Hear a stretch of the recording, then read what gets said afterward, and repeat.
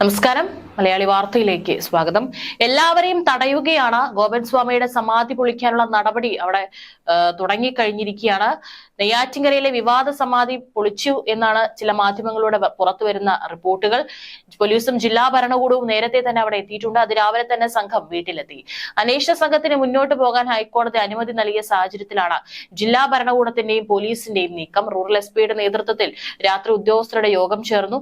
Rural air ക്യാമ്പിൽ നിന്ന് കൂടുതൽ പോലീസിനെ വിന്യസിക്കും. ഗോപൻ സ്വാമിയുടെ കല്ലറയിൽ മകൻ അവസാനമായി രാത്രി പൂജ നടത്തി.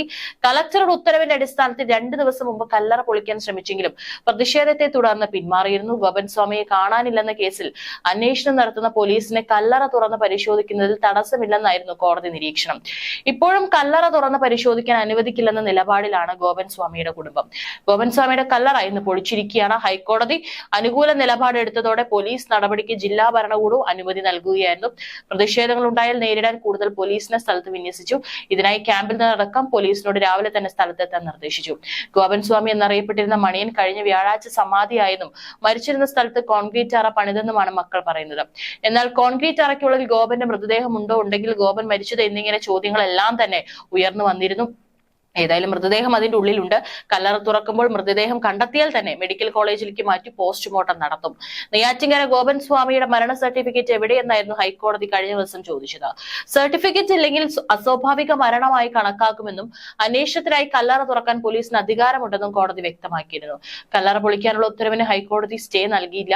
കോടതി വിധി അംഗീകരിക്കാനാകില്ലെന്ന് പറഞ്ഞ ഗോപൻ സ്വാമിയുടെ മകൻ അച്ഛൻ മരിച്ചതല്ല സമാധിയാണെന്ന് ആവർത്തിച്ചു. ഗോപൻ സ്വാമിയുടെ മരണ സർട്ടിഫിക്കറ്റ് എവിടെയാണെന്നായിരുന്നു ജസ്റ്റിസ് CS ഡയസിന്റെ ആദ്യ ചോദ്യം.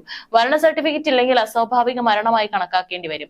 അല്ലെങ്കിൽ കല്ലറ തുറന്നുള്ള അന്വേഷണം തടയാനാവില്ലെന്നും ഹൈക്കോടതി വ്യക്തമാക്കി. FIR രജിസ്റ്റർ ചെയ്യാനും കല്ലറ തുറക്കാനും പോലീസിന് അധികാരമുണ്ട്. സ്വാഭാവിക മരണമാണോ അസ്വാഭാവിക മരണമാണോ എന്ന് തിരിച്ചറിയണം. ഗോപൻ സ്വാമിയുടെ മരണം അംഗീകരിച്ചത് ആരെന്നും ഹൈക്കോടതി ചോദിച്ചു. കല്ലറ തുറക്കുന്നതിൽ എന്തിനാണ് ഭയമെന്ന് ബന്ധുക്കളോട് ഹൈക്കോടതി ആരാഞ്ഞു. ഹർജിയിൽ തിരുവനന്തപുരം ജില്ലാ കളക്ടറോടും നെയ്യാറ്റിൻകര RDയോടും കോടതി വിശദീകരണം തേടിയിട്ടുണ്ട്. പോലീസിന്റെയും ഫോറൻസിക് വിദഗ്ധരുടെയും നേതൃത്വത്തിൽ സമാധി അരിച്ചുപെറുക്കിക്കൊണ്ടിരിക്കുകയാണ്. RTOയുടെ സാന്നിധ്യത്തിൽ പോസ്റ്റ്മോർട്ടവും നടത്തും. മക്കൾ പറയുന്നത് പോലെ സമാധിയാണെന്ന് കണ്ടെത്തിയാൽ ആത്മഹത്യയാകും. പക്ഷെ പോസ്റ്റ്മോർട്ട ചരിത്രത്തിൽ സമാധി എന്നത് ഇല്ലാത്തതിനാൽ കുടുങ്ങാനാണ് സാധ്യത. കല്ലറയ്ക്കുള്ളിൽ ശ്വാസം മുട്ടിയാണ് മരിച്ചതെന്ന് കണ്ടെത്തിയാൽ ഗോപൻ സ്വാമിയുടെ കുടുംബം ഉത്തരം പറയേണ്ടി വരും. പോലീസ് അന്വേഷണം കടുപ്പിക്കും. വേണ്ടിവന്നാൽ കസ്റ്റഡിയിലെടുത്ത് ചോദ്യം ചെയ്യും. ഏതായാലും ഇന്നും നെയ്യാറ്റിൻകര വീട്ടിൽ നാടകീയമായ രംഗങ്ങൾ ഉണ്ടാകാനുള്ള സാധ്യത കണക്കാക്കി വലിയ പോലീസ് സന്നാഹമാണ് അവിടെ ഒരുക്കിയിട്ടുള്ളത്.